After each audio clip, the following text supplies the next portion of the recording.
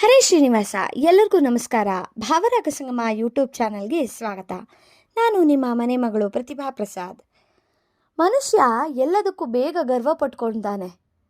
ಯಾಕಂದರೆ ಒಂದು ಸಣ್ಣ ದಾನ ಧರ್ಮ ಮಾಡಿದ್ರೂ ನನಗೆ ಯಾರೂ ಸಮರಿಲ್ಲ, ನಾನೇ ಶ್ರೇಷ್ಠ ಅಂತ ತಿಳಿದಿರ್ತಾನೆ.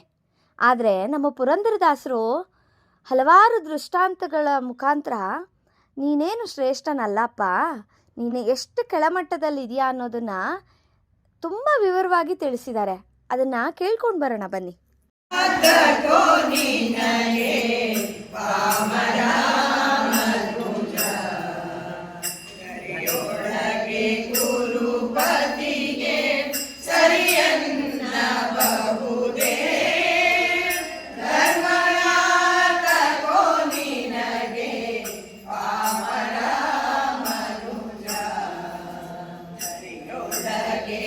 ಗುರು